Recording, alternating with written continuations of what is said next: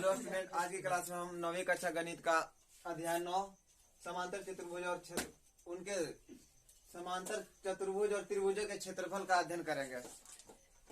सबसे पहले देखो, जैसे एक बंद आकृति ले लिए, ठीक है, समझो। इसमें बंद आकृति ले लिए। अब इसमें देखो, बंद आकृति का जो ये भाग है, ठीक है, ये वाला जो भाग है ना, ये वाला भाग है, ठीक है। ये बंद आकृति का जो भाग है, ये क्या कहलाता है? एक पृष्ठ कहलाएगा। क्या कहलाएगा? पृष्ठ, सतह भी बोल सकते हैं,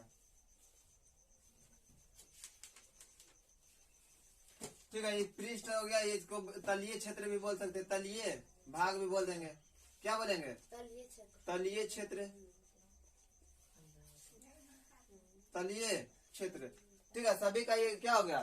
तलीय क्षेत्र। पृष्ठ जो हो रहा है ना, जैसे देखो ये बॉडी का अगर ले लेते हैं, ठीक है, ध्यान से देखो, ये बॉडी इसका क्या है? तलीय क्षेत्र है। अरे बात समझ में। और यही तलीय क्षेत्र का जो माप होता है, ठीक है, तलीय क्षेत्र का जो माप होता है, इसी को बोलते हैं कुछ क्षेत्रफल बोलेंगे। क्या बोलेंगे? क्षेत्रफल। बात समझ में आया? तो देखो बुक में लिखा हुआ, एक सरल बंद आकृति,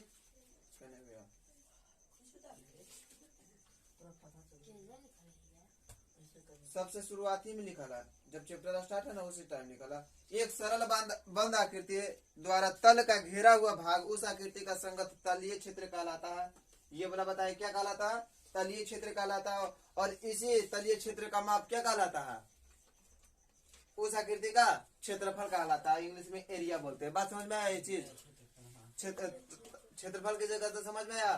जो तलीय भाग का जो क्षेत्र होता है, इसका जो माप होगा, ठीक है, जो मापेंगे, यही का क्या कहलाएगा? क्षेत्रफल कहलाएगा। क्या कहलाएगा? क्षेत्रफल। बात समझ में आया कि नहीं समझ में आ रहा? आ रहा बात समझ में? अब आगे देखो,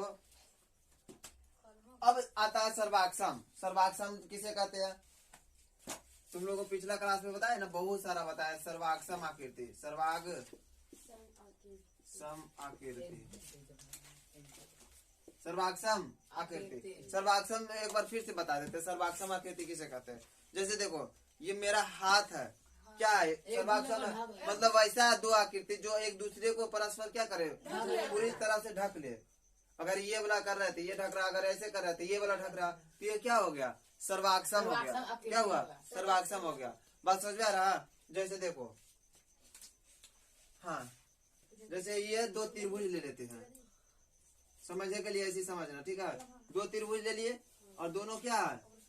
दोनों त्रिभुज क्या है? सर्वाक्षम है। दोनों आपस में त्रिभुज क्या है? सर्वाक्षम है। तो बताओ, सर्वाक्षम त्रिभुज के क्षेत्रफल क्या होगा? बराबर होगा। तो लिखेंगे क्या? सर्वाक्षम, सर्वाक्षम त्रिभुज नहीं, सिर्फ त्रिभुज नहीं बोल सकते हैं, इसमें वर्ग भी आएगा, मतलब आकृति बोलेंगे। हाँ, सर्वाक्षम आकृति ले लेते हैं, क्योंकि सिर्फ त्रिभुज का अध्ययन थोड़ी इसमें करना है। तो लिखेंगे सर्वाक्षम आकृति का क्षेत्रफल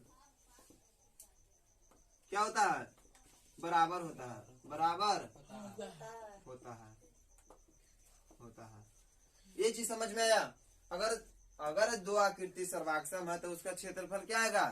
बराबर आएगा। अच्छा, इसका अपोजिट हम सोच सकते हैं। क्या? उल्टा सोच सकते हैं। अगर क्षेत्रफल बराबर दे दिया दो आकृति का, तो क्या सर्वाक्षम होगा?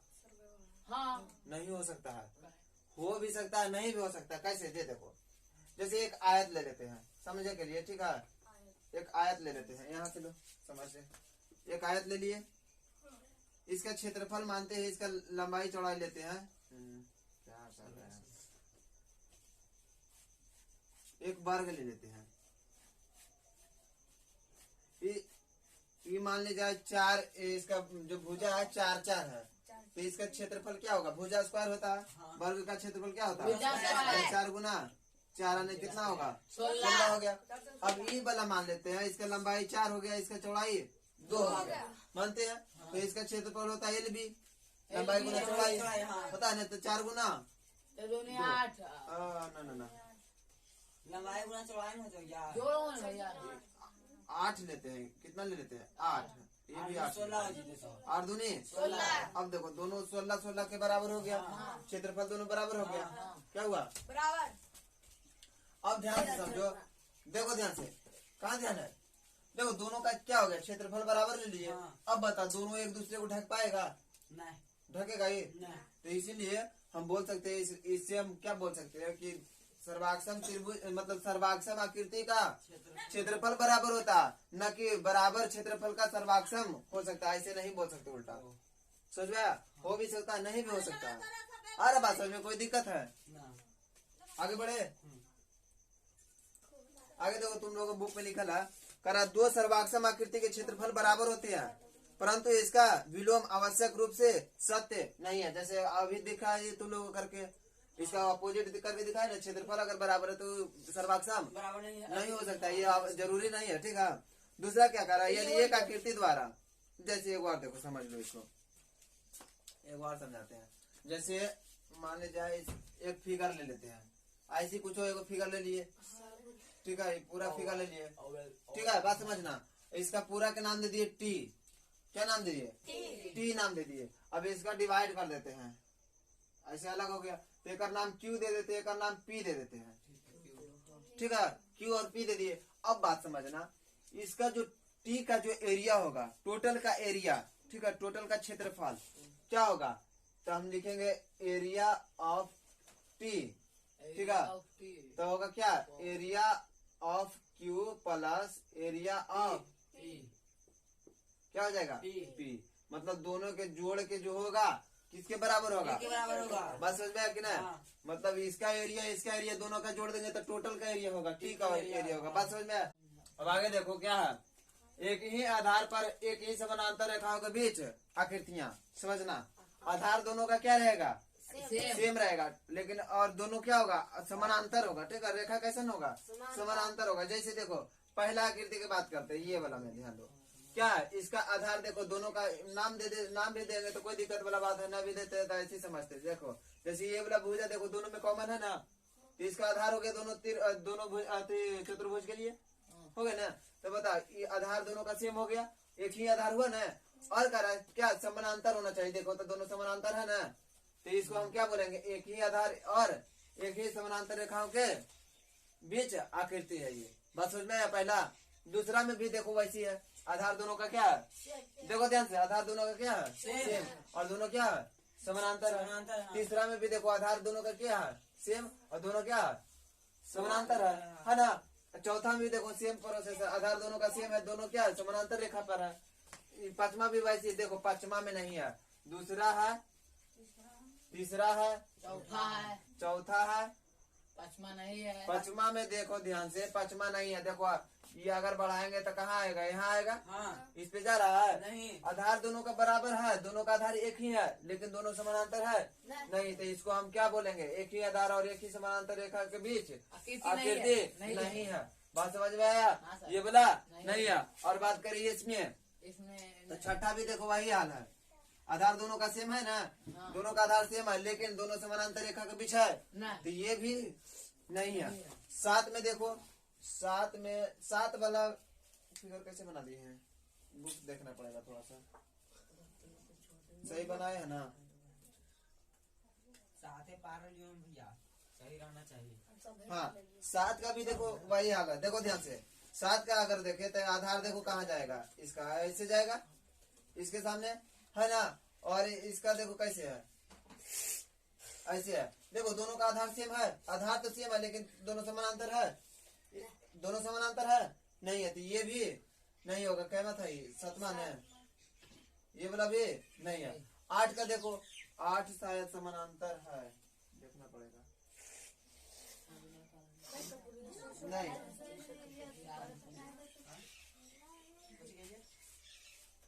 ये वाला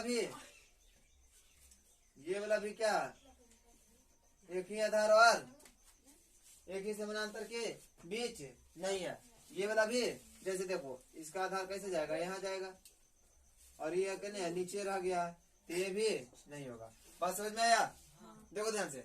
अब देखो 9 में देखो ध्यान से, 9 का क्या हाल है, देखो ध्यान से, 9 का हाल क्या है, कहाँ ध्यान है, 9 देखो समानांतर है ना, देखो तो एक ही रेखा पे ना है, देखो तो दोनों समानांतर है ना, लेकिन आधार दोनों का अलग अलग है हाँ, है ना। इसका आधार इतने सा है, ये जैसे इतने, और इसका यहाँ से यहाँ तक है, तो आधार दोनों का सेम नहीं है। है। मतलब सब में देखो इधर आधार सेम आया लेकिन समानांतर नहीं था, यहाँ समानांतर दे दिया लेकिन, तो ये भी नहीं होगा।